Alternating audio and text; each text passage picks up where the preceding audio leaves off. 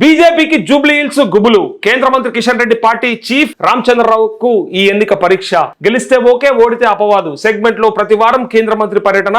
Bypoll కోసం ఇప్పటికే 5గురితో committee. గత ఎన్నికల్లో 3వ స్థానానికి పరిమితం అంటూ జూబ్లీ హిల్స్ ఉప ఎన్నిక బీజేపీకి కొత్త టెన్షన్ పుట్టిస్తోంది. ఈ ఎన్నికలో గెలుపు కేంద్ర మంత్రి కిషన్ రెడ్డికి పార్టీ రాష్ట్ర అధ్యక్షుడు రామచంద్రరావుకు ఓ పరీక్షగా మారనుందని రాజకీయ విశ్లేషకులు అంచనా వేస్తున్నారు. ఎందుకోసం అంటే కిషన్ రెడ్డి ప్రాతినిధ్యం వహిస్తున్నటువంటి ఈ సికింద్రాబాద్ లోక్సభ పరిధిలోనే జూబ్లీ హిల్స్ నియోజకవర్గం ఉంటుంది. అయితే కిషన్ రెడ్డికి ఇంకొక పరీక్ష ఏంటిదంటే, మొన్న ఈటల రాజేందర్ ని అధ్యక్షుడిగా చేసుకోవాలని అనుకున్నటువంటి అధిష్టానం యాక్చువల్గా ఈటల రాజేందర్ చేద్దాం అనుకుంది, డిసైడ్ అయ్యింది, ఆల్రెడీ కొంత రిపోర్ట్ తెప్పించుకుంది, ఇక్కడ నుంచి సర్వే కూడా చేసింది. ఎవరికిస్తే ముందర పడుతుంది. గతంలో సరే బీసీ ముఖ్యమంత్రిని చేస్తాం, కనీసం బీసీ అధ్యక్షుడన్న పెడదాము అని అనుకున్నటువంటి తరుణంలో వాళ్ళు ఖచ్చితంగా ఈటల రాజేందర్ పెడదాం అనుకుంటే, ఇక్కడ బండి సంజయ్, కిషన్ రెడ్డి ఇద్దరు కలిసి ఏం చేశారంటే, ఈటల రాజేందర్కి ఇస్తే మేము ఆయన కింద పనిచేయాలన్నా, మేము కేంద్ర మంత్రులం అయినప్పటికీ భవిష్యత్తులో ఒకవేళ అంటే ఆయన ఉంటే లేదా ఆయన రిపోర్టింగ్ లో ఉండాల్సి వస్తుంది, ఇక్కడ ఆయన పెత్తనం ఉంటది. సో అది బయట పార్టీకి వెళ్ళి వచ్చి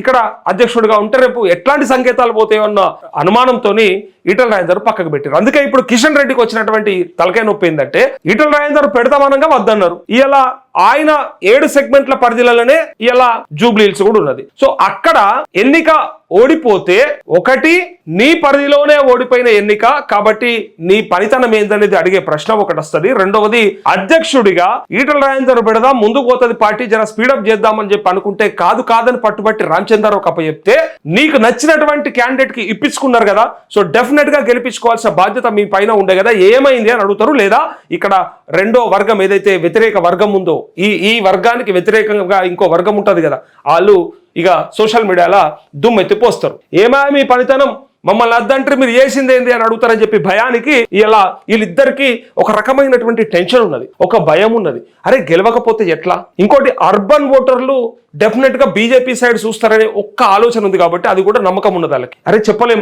అర్బన్ ఓటర్లు మమ్మల్ని చూస్తారు, కాకపోతే బీఆర్ఎస్ జర ముందున్నట్టు కనబడతా ఉంది, కాంగ్రెస్ కంటే కూడా బీఆర్ఎస్ కొంచెం ముందున్నట్టుగా అనిపిస్తా ఉంది, ప్రతిపక్షంలో జర స్పీడ్గా ఉంది, మాకంటే కూడా స్పీడ్ ఉంది, మళ్ళా మేము ఏడానికి పడిపోతాము, మరి 3rd ప్లేస్ వస్తే ఏంది పరిస్థితి అనే భయంలో వీళ్ళున్నారు. అందుకే గత ఎన్నికల్లో కూడా 3వ స్థానానికే పరిమితమైనరు.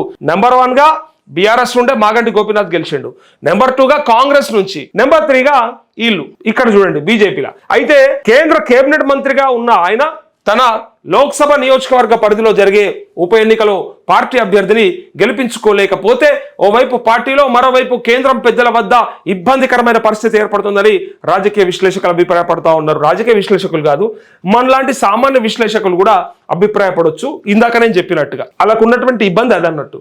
అయితే రాబోయే జీహెచ్ఎంసీ ఎన్నికల్లోనూ దీని ప్రభావం పడుతుందని టెన్షన్ పడుతున్నట్టు సమాచారం. దీంతో ఈ ఉప ఎన్నికలో బీజేపీ అభ్యర్థిని గెలిపించుకోవడం కేంద్ర మంత్రికి సవాల్గా మారనుంది. అందుకే ఆయన ప్రతి శని ఆదివారాల్లోనూ జూబ్లీ హిల్స్ నియోజకవర్గంలో పర్యటిస్తున్నట్టు తెలిసింది. అభివృద్ధి పనులకు శంకుస్థాపనలు, ప్రారంభోత్సవాలు చేయడంతో పాటు పార్టీ కేడర్ను కలిసి వారిని ఎన్నికకు సిద్ధం చేస్తున్నట్టు సమాచారం. బీజేపీ స్టేట్ చీఫ్ సైతం పరీక్ష అంటూ రామచంద్రరావుకి యాక్చువల్గా పాపం గంగిగోవు లాంటి వ్యక్తిని తీసుకొచ్చి పెట్టి ఇలా ఉరుకుమంటే యాడురుకుతాడు, కోడె లెక్క ఉరకాలంటే యాడురుకుతాడు. ఆయన ఎక్కడ కూడా అంటే పార్టీకి లాయలిస్టే, పైగా సిద్ధాంతపరంగా కరెక్ట్ పర్సన్నే చూస్ చేసుకుంది బీజేపీ. బట్ ఇప్పుడున్న పరిస్థితులలో రేవంత్ రెడ్డి లెక్క అప్పుడు ఎగబడ్డోడు కావాలి. ప్రధాన ప్రతిపక్షమైన ఆనాడు రేవంత్ రెడ్డి ఎట్లా ఎగబడితే ముఖ్యమంత్రి అభ్యర్థి అనే పేరు వచ్చిందో కేసీఆర్ పైన, ఆ స్థాయిలో పనిచేస్తేనే అంతో ఇంతో బండి సంజయ్ సూపర్ గా పనిచేసాడు. సో ఆ లెవెల్లో పనిచేసే క్యాండిడేట్ కి ఇస్తే కొంచెం మురుకుతుండే పార్టీ. ఇక ఇప్పుడు రామచంద్రరావు గట్టిగా మాట్లాడమంటేనే మాట్లాడు, చాలా మెతక మనిషి, బ్యాంక్ మేనేజర్ లెక్క ఉంటాడు, సింపుల్ గా బ్యాంక్ ఆఫీసర్ లెక్క ఉంటాడు. అంత సింపుల్ గా ఉండే క్యాండిడేట్ ని రాజకీయాలలో అరే అన్న ఆయన ఎమ్మెల్సీగా గెలిచిండు, గతంలో చేసి ఉండొచ్చు, కాకపోతే ఇవాళ రేపు మరీ ఇంత సాఫ్ట్గా ఉంటే పనిచేస్తలే రాజకీయాల్లో, ఎక్కడ కూడా పనిచేస్తలే. ఇప్పుడు ఇదే వార్తలు నేను రోజు పొద్దుగాల వచ్చి సింపుల్ గా బీజేపీ స్టేట్ చీఫ్ రామచంద్రరావు గారు ఈ మాట అన్నారు. సో మరి బీజేపీ ప్రయత్నం చేసుకుంటుంది జూబ్లీ హిల్స్ ఎన్నిక కోసం అని అంటే చూసేటోళ్ళు ఉండరు, మా అంటే ఒక 10 మంది కూడా చూడరు. ఈ 1000 మంది ఎందుకు చూస్తారు మనల్ని అంటే, మనం సెటరికల్ గా మాట్లాడుతున్నాం, మనం రాజకీయ నాయకుల లెక్క మాట్లాడుతున్నాం, మనం జర్ర గమ్మత్తుగా మాట్లాడుతున్నాం, అందుకోసానికే చూస్తారు వార్తలు. చెప్పే విధానమే తప్ప వార్త ఒకటే. ఇప్పుడు 10 మంది ఉంటారు, 100 మంది చెప్తారు ఇదే వార్త. ఇలా పొద్దుగా లేస్తే పత్రిక ఇలా లక్షల కాపీలు అమ్ముడుపోయింది, ఎవరు కాల్సి చదువుకోవచ్చు. అయినా ఇందులో ఉన్న వార్తను ఆ రకంగా చెప్పేటోళ్ళు కావాలి, అంటే వాళ్ళకి నచ్చే విధంగా చెప్పేటోళ్ళు కావాలి, అందుకోసానికే చూస్తారు. ఇప్పుడు బండి సంజయ్ని చూసిన వాళ్ళు రామచంద్రరావుని చూసే పరిస్థితి లేదు. బండి సంజయ్ ఉరికెత్తిచ్చాడు. ఏ వారం అన్నా అయ్యాలా ఆ వారంకే చూసిర్రు. ఆయనకి ఎరకుండా ఎరకలేకనా తెలిసా తెలవకనా ఏం చేస్తామన్నా ఇలా ఏ దేవునికి మొక్తామన్నా అంటే చూసిర్రు. అంటే మనం ఎంత 80% అన్నా 80% మనము అనుకుంటా ఆ ఏడిచిన సందర్భాన్ని. అంటే ఎమోషనల్ బాండింగ్, ఎమోషనల్ కనెక్టివిటీ చాలా అవసరం రాజకీయాల్లో ప్రజలతోని. సో అది ఆయనకు ఉండే కాబట్టి పనికొచ్చింది. ఆయన కొంత ఆ కేసీఆర్ పైన బాగానే మాట్లాడింది కాబట్టి పనికొచ్చింది. బట్ రామచంద్రరావు అట్లా మాట్లాడు కాబట్టి ఆయనతో కాదు. ఆయనతో నార్మల్ స్పీచే చాలా కష్టం. అందుకంటా ఉన్నా నేను ఆయన తక్కువ చేసి మాట్లాడతలేను, కానీ ఆయన గంగిగోవాసంటోడు రాజకీయాలకి పనికిరాడు ఫస్ట్ ఆఫ్ ఆల్. అయితే ఇక్కడ అందుకే ఆయనకు కూడా ఫస్ట్ టైం కాబట్టి ఇక టెన్షన్ పట్టుకుంది. ఈ ఎన్నిక ఫస్ట్ టైం అధ్యక్షుడు కాగానే. ఇక ఈ స్థానంలో పార్టీ అభ్యర్థి గెలవడం లేదంటే ఎన్ని ఓట్లు సాధించారనే అంశం స్టేట్ చీఫ్ పనితీరుకు కొలమానంగా నిలవనుంది. అయిపోయి లాస్ట్కు ఆయనకు కొలబద్ద పెట్టిరు తీసుకొచ్చి అట్టి కూర్చున్నాడు పట్టుకొచ్చి ఇలా బద్దలు కట్టి ఇక ఉరికిపియాలంటే యాడికెళ్ళవుతుంది. ఇప్పుడు మంచిగా సింపుల్ గా ఆయన ఎమ్మెల్సీగా పోటీ చేశాడు, ఒకసారి గెలిచిండు, మొన్న ఓడిపోయాడు. మళ్ళీ ఏ ఎమ్మెల్యేగానో ఎంపీగానో పోటీ చేసుకుని ఆయన మానని ఆయన బతుకుదాం అనుకుండు. ఇట్లాంటి వివాదాలకు వచ్చే టైపు కాదు ఆయన. రాజకీయాలలో పార్టీ చీఫ్ ఉండాలంటే అయితే మీదేసుకోవాలి లేదా అవతల మీద వేసేయాలి, బురద మీదనే పోసుకోవాలి లేదా వాళ్ళ మీద వేసేయాలి. అంటే అంత స్పీడ్ గా పనిచేయాలి, అట్లుండాలి. దుమ్మెత్తి పోయిననే పోయాలి, అది పోయరాదు. ఈయనకు అట్లాంటిది పడదు సరిగ్గా. అట్లాంటప్పుడు ఇక ఆయనకు ఉన్నటువంటి ప్రాబ్లం ఏంటంటే ఎట్లా మరి ఒకవేళ ఓడిపోయినా ఆ ఓట్లు వచ్చినా దాని ప్రకారంగా రామచంద్రరావు ఏం పని చేస్తలేనట్టుండవా, అయిపోయింది ఆయన పని, ఇచ్చి పెద్దగా ఉపయోగం లేదు అనే మాట వస్తాడు. అది అసలు టెన్షన్ అన్నట్టు. ఆయన నియామకంపై పార్టీ కేడర్లో ఇప్పటికే తీవ్ర స్థాయిలో నిరాశ నిస్పృహ నెలకొంది. ఈ నేపథ్యంలో ఫలితం ఏమైనా తారుమారైతే ఆయనపై విమర్శలకు మరింత బలం చేకూరుతుందని పార్టీ నాయకులు అభిప్రాయపడుతున్నారు. జూబ్లీహిల్స్ బైపోల్ కోసం ఆయన 5 సభ్యులతో కమిటీ నియమించారు. బూత్ స్థాయి కేడర్లో కదలిక తీసుకొచ్చే పనిలో ప్రస్తుతం నిమగ్నమైనట్టు తెలుస్తోందంటూ గత ఎన్నికలలో కూడా 3వ స్థానమే ఉంది కాబట్టి ఇప్పుడు వాళ్ళకు టెన్షన్ అన్నట్టు. మరి ఎట్లా అని ఇక ఈడికెళ్ళి కాంగ్రెస్ వాళ్ళకి వస్తే ఇక బీజేపీ వాళ్ళు ఈ తంటాలు పడతా ఉన్నారు. కాంగ్రెస్ వాళ్ళ ముచ్చట ఎందుకు చూద్దాం. ఇక వాళ్ళ పంచాయతీ వాళ్ళకు ఉన్నది, వాళ్ళ లొల్లి వాళ్ళకు ఉన్నది. ఎందుకంటే అధికారంలో ఉన్నారు, సిగ్గుపోతుంది. ఇన్నిగానం మాట్లాడితే ఇంతగానం చెప్పబడితే మీ రాష్ట్రంలో అందరికీ అన్ని ఇస్తున్నాం, 90% హామీలు అయిపోయాయి, ఇంకేమున్నది కొనది ఏదైనా ఉంటే ఉండొచ్చు, మిగిలిపోవచ్చు, అంతే తప్ప పెద్దగా మిగిలిందేం లేదు, అన్ని చేసేసినాం కాబట్టి మాకే ఓట్లేస్తారు, మమ్మల్నే గెలిపిస్తారు, మమ్మల్నే ఎన్నుకుంటారు అనే ఏదైతే దృఢ సంకల్పంతో దృఢ నిశ్చయంతో ఉన్నారో, ఆ నమ్మకంతో ఉన్నారో వాళ్ళకి ఆయన సిగ్గుపోగొట్టుకున్నట్టు అవుతుంది. ఒకవేళ ఇంతగానం మాట్లాడి ఇన్ని వేషాలు వేసి ఇన్ని కథలు చెప్పి ఇన్ని మాటలు మాట్లాడి చివరికి జూబ్లీహిల్స్ ఓడిపోతే కథం అయిపోయి ఇచ్చుకపాయి, మీ తాడ ఏమున్నది, మీరు ఇంతేనా అన్నట్టుగా ఏదైతే అనిపిస్తుందో దానివల్ల వీళ్ళు భయం వీళ్ళది. జూబ్లీహిల్స్ మనదే. ఉప ఎన్నికల్లో విజయం కోసం అందరూ కష్టపడండి. ఎంతమంది కష్టపడ్డా ఎవరికి రాసి పెట్టుంటే వాళ్ళకే అవుతుంది. ఎంతమంది కష్టపడ్డా ఎవరికి రాసి పెట్టుంటే అదే జరుగుతుంది. ఇక్కడ చూడండి, ఈ గెలుపై జిహెచ్ఎంసీలో కాంగ్రెస్ కు బలమైన పునాది. ఇగో ఇది ఎవరైతే గెలుచుకుంటారో దీని ఇంపాక్ట్ ఏడదాకా ఉంటుంది అంటే, 1 జిహెచ్ఎంసీ ఎన్నికలలో ఉంటుంది, 2 స్థానిక సంస్థల ఎన్నికల్లో కూడా ఉంటుంది. అంటే ప్రజల మూడ్ ని చేంజ్ చేసే అవకాశం ఆ పార్టీకి ఉంటుంది. ఏమనంటే ఈయన గెలిచిన పార్టీ దమన బీఆర్ఎస్ గెలిచింది అనుకో, చూసిర్రా మన సిట్టింగ్ స్థానం మనమే గెలుచుకున్నాము, పైగా ప్రజలు మనల్నే కోరుకుంటా ఉన్నారు. డబ్బులు ఉన్నటువంటి జూబ్లీహిల్స్ అటువంటిది ఆ దొంగల వేషాల్ని పసిగట్టిరు, కానీ మీరు అమాయకులైన ప్రజలు మీరు ఎందుకు పసిగట్టరని చెప్పేసి గ్రామాలలో మొత్తం లోకల్ బాడీ ఎలక్షన్స్ లా ప్రచారం చేసుకుంటారు. సో అది వాళ్ళకి కలిసి వస్తుంది. సో కాంగ్రెస్ ఏం చెప్పుకుంటుంది అంటే, ఒకవేళ గెలిస్తే సుశీర్రా బీఆర్ఎస్ చెప్పిన ఎన్ని ఉత్తముచ్చట్లే, అసలు ఏది కూడా నిజం కాదు, మొత్తం దొంగలు వాళ్ళే, దోపిడీదారుల వాళ్ళే, నాశనం పట్టింది వాళ్ళే, రాష్ట్రాన్ని అప్పులపాలు చేసిన వాళ్ళే, కాబట్టి మమ్మల్ని నమ్మిరు జూబ్లీహిల్స్ ప్రజలు, విజ్ఞత కలిగినటువంటి జూబ్లీహిల్స్ ప్రజలు, చదువుకున్న మేధావులంతా మమ్మల్ని ఎన్నుకున్నారంటే మీకు ఎరకలేకపోతే మేమేం చేయలేమని చెప్పేసి గ్రామాలలో కాంగ్రెస్ వాళ్ళు చెప్పుకుంటారు. చూడుర్రి ఎంత తమాషా ఉంటుందో. ఎవరు గెలిస్తే ఏం చెప్పుకుంటారు అనేది చూడుర్రి ఒకసారి.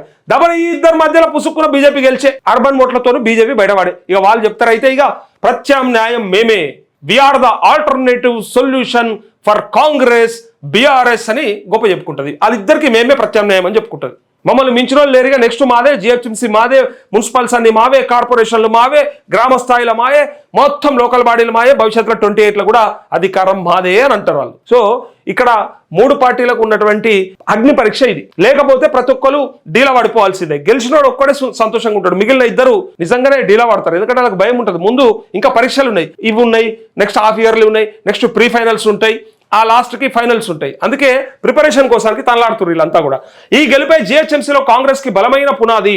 పార్టీ బలం పెరిగింది, కష్టపడితే తిరుగులేని శక్తిగా మారుతాం, అభివృద్ధి సంక్షేమ పథకాలను ప్రజల్లోకి తీసుకెళ్ళండి, పార్టీ సెంట్రిక్ గా జరిగే ఎన్నికకు ఇది ఒక ప్రయోగశాల, సెంటిమెంట్తో గెలిచేందుకు బీఆర్ఎస్ యత్నం, సర్వే ఫలితాల ఆధారంగానే అభ్యర్థి ఎంపిక సీఎం రేవంత్ రెడ్డి, ఉప ఎన్నికపై మంత్రులు పిసిసి చీఫ్ తో కాంగ్రెస్ సమీక్ష అంటూ ఇక్కడ మొత్తానికి జూబ్లీహిల్స్ ఉప ఎన్నికల మనమే గెలుద్దామని సమీక్ష చేస్తున్నారు. కానీ పబ్లిక్ తయారున్నారు కర్రు కలిసి వాత పెట్టనీకి. ఎవరికి అది మీకు ఎరకాలి. చూడురు ఒకసారి దాన్ని రిజల్ట్ వచ్చినాకనే మాట్లాడదాం. ఇవాళ చెప్తే ఏమైతే తెలుసా, అన్నకు కాంగ్రెస్ అంటే ఇష్టం లేదు కాబట్టి అట్లా చెప్తుండేమో, అన్నకి బీఆర్ఎస్ అంటే ప్రేమ గట్ట అట్లా చెప్తుండేమో, నాకు ఎవరితోనేం ఒడ్డు పంచాది ఉంది, ఎవరితోనేం ఒడ్డు తగాదా ఉంది, నాకేం అవసరం, ఎవరైనా ఒకటే, మాకు ఏ పార్టీ అయినా ఒకటే. కానీ ప్రజల మూడ్ని డెఫినెట్ గా ఇక్కడ రిఫ్లెక్ట్ చేయాల్సినటువంటి బాధ్యత మా పైన ఉన్నది. అక్కడ ఉన్న మూడ్ని ఇక్కడ చెప్పాల్సిన అవసరం ఉన్నది. అంతే తప్ప అక్కడ ఒకటి ఉంటే ఇక్కడ ఒకటి మాట్లాడితే మనం పిచ్చోళ్ళమంటారు. చెవిటోడైనా ఈనటోడికైనా ఇజ్జత్ ఉండాలి, చెప్పడానికి శరం లేకున్నా ఈనటోడికైనా ఇజ్జత్ ఉండాలి. అక్కడ తప్పు ఉండగా ఇక్కడ కాదు లే ఇట్లనే జరుగుతుందని చెప్తే అది ఎర్రితనం అంటారు, కావాలని డైవర్షన్ పాలిటిక్స్ అంటారు. అక్కడ ఉన్నటువంటి పబ్లిక్ మూడ్ని బట్టే డెఫినెట్గా చెబితేనే జర్నలిజం అంటారు. అంతే తప్ప నువ్వు మార్చాలని ప్రయత్నం చేస్తే నీ సొంత ఎజెండా అవుతుంది. అప్పుడు ఆ పని చేయడం ఎందుకు, వేరే పని మంచిగా జెండా కప్పుకొని సప్పుడేక ఆ పార్టీలో గెలిచిపోవచ్చు. అందుకే కాంగ్రెస్ గెలుస్తుందని చెప్పింది మేమే గతంలో కేసీఆర్ రెండవసారి గెలిచిన తర్వాత మూడోసారి ఓడిపోబోతున్నాడు. ఈసారి ఎట్టి పరిస్థితుల్లో కాంగ్రెస్ కి అవకాశం ఇస్తా ఉన్నారు. అది కూడా కొత్త ఎమ్మెల్యేలు చాలా మంది ఎన్నుకునే ఛాన్స్ ఉన్నది. కారణం ఏంటంటే అప్పటి బీఆర్ఎస్ ఎమ్మెల్యేల అవినీతి అక్రమాలే అని చెప్పి, అవకతవకలే అని చెప్పి ఆ రోజు మేము మాట్లాడినాం. అదే జరిగింది కదా, ఉన్నట్టు మేమే చెప్పినాం కదా. ఇవాళ కూడా మాకు తెలిసేది అంటే కనపడేది, మేమేం జ్యోతిషులం కాదు, మా తాడేమి ఉండదు, మా తాడ భవిష్యవాణి ఏం లేదు చూసి చెప్పనీకి. కాకపోతే మేము ఎక్కువ మంది పబ్లిక్తో కనెక్ట్ అయి ఉంటాం, మాకు ఎక్కువ మంది ఉన్నట్టుగా చెప్పే ప్రయత్నం చేస్తారు, ఎట్లా ఉంది అనేది రిపోర్ట్ ఇచ్చే ప్రయత్నం చేస్తారు. ఒకవేళ నువ్వు కాంగ్రెస్ వాళ్ళు పోయి అడిగితే అన్న సూపర్ అన్న, మీ పథకాలు సూపరే, అస్సలు కేసీఆర్ అంత నాశనం ఇంకా ఎవ్వరు పట్టలేడు ఈ రాష్ట్రాన్ని లేదా ఉమ్మడి ఆంధ్రప్రదేశ్లో అని చెప్పుకుంటారు. కాంగ్రెస్ వాళ్ళకి నువ్వు సూపర్ అన్న, నువ్వు వచ్చినాకనే మంచిగా అయిందని చెప్తారు. బీఆర్ఎస్ వాళ్ళు పోతే అదే చెప్తారు, మీరు చేసిన డెవలప్మెంటే సార్ ఇప్పుడు ఎక్కడ ఉంది, దాన్నే ఉంది అని అంటారు. మీ మీదనే అంత నమ్మకం ఉన్నది, మీరే గెలుస్తారని చెప్తారు. బీఆర్ఎస్ వాళ్ళు వస్తే బీఆర్ఎస్ అని చెప్తారు, కాంగ్రెస్ వాళ్ళు వస్తే కాంగ్రెస్ అని చెప్తారు. మా మీడియా ఛానల్ని చూసి కూడా గుర్తుపడతారు అనుకో, పలానోడు అటు సపోర్ట్ కాబట్టి అడే చెప్పాలని, పలానోడు ఇటు మాట్లాడతారని వీనికే చెప్పాలని, ఇట్లాంటి జాడ్యం కూడా మొదలైంది. ఒకటి లోగో చూసి ఏ ఛానల్ మీది, ఓకే మిర్రర్ టీవా, మిర్రర్ అంటే మొత్తం కేసీఆర్ దే రాబాయ్, ఇది కేటీఆర్ పెట్టించిన రాబాయ్, ఆ చెప్పు ఇక తలుగుగా రేవంత్ రెడ్డి అది, రేవంత్ రెడ్డి ఇది అని చెప్పేస్తారు. అదే ఇంకో ఛానల్ ఉంటుంది ఇటు పక్క బిగ్ టీవీ కనవడంగానే, పేర్లు తీసుకోవాల్సిన పని లేదు, ఉదాహరణ చెప్తా ఉన్నా అంటే పబ్లిక్ ఉంది చెప్తున్నాను. బిగ్ టీవీని చూడంగానే ఇక చూసుకో, ఇక ఇది మన అన్న ఛానల్ రే, రేవంత్ అన్న ఛానల్ అని చెప్పేసి అటే చెప్పేస్తారు. ఎందుకు వచ్చిన పంచాది వ్యతిరేకం చెప్పడం ఎందుకు అన్న, నీ వ్యాసంటోడు లేడే, కేసీఆర్ ఖరాబ్ చేస్తే నువ్వే వచ్చి చక్కగా చేసినావని చెప్పి ఆ టీవీలో చెప్తారు. పబ్లిక్ కూడా ఇట్లా హుషారైపోయారు. ఇక ఎవరి కాళ్ళు లోగోలు చూసి చెప్పే కాలం వచ్చేసింది. ఇక లోగో లేకుండా అతి కష్టం మీద మేము కొంత రిపోర్ట్ తీసుకుంటూ వచ్చే రిపోర్ట్నే మీకు ఆ రిఫ్లెక్షన్ చెప్పాల్సిన అవసరం మా మీద ఉంటుంది కాబట్టి చెప్తాం మేము. అది కొద్దిమంది చెప్తారు ఇట్లా ఉన్నట్టుగా. సో ఇప్పటికైతే ఈ రెండు పార్టీలు టెన్షన్ పడతా ఉంటే, మూడో పార్టీ అయిన బీఆర్ఎస్ మాగంటి గోపీనాథ్ పిల్లలు అమ్మాయిలు బ్రహ్మాండంగా తిరుగుతూ ఉన్నారు ఆ నియోజకవర్గంలో. వాళ్ళ నాన్నను కోల్పోయి బయటకు వచ్చి ఇలా మళ్ళీ మాకు అవకాశం ఇవ్వండి అని చెప్పి అంటా ఉన్నారు. సో అలా మా నాన్న పేరు నిలబెడతామన్నట్టు తిరుగుతూ ఉన్నారు. చూద్దాం, ఇంకా మస్తుంది టైం. నోటిఫికేషన్, ఆ తర్వాత అభ్యర్థుల ఎంపిక, ఆ తర్వాత నామినేషన్లు, విత్డ్రాయల్స్, ఫైనల్ లిస్టు, ఎలక్షన్, అప్పటి వరకు మనం మస్తు చెప్పుకోవచ్చు. సో అక్కడైతే అమ్మాయిలు తిరుగుతున్నట్టు కనిపిస్తూ ఉంది. సో వాళ్ళ ఇంటర్వ్యూ కూడా చేసే ప్రయత్నం మన లీడర్ టీవీ ద్వారా జరుగుతుంది. నేను వెళ్తా, డెఫినెట్గా కలుస్తా, ఇంకా అందరూ చేస్తా. కాంగ్రెస్ అభ్యర్థి ఎవరు నిలబడ్డా, బీజేపీ అభ్యర్థి ఎవరు నిలబడ్డా డెఫినెట్గా ఇంటర్వ్యూలు ఉంటాయి. బట్ ఆ అమ్మాయిలు తండ్రిని కోల్పోయి తిరుగుతూ ఉన్నారు. సో వాళ్ళతో పలకరించే ప్రయత్నం డెఫినెట్గా చేద్దాం మన ఛానల్ ద్వారా.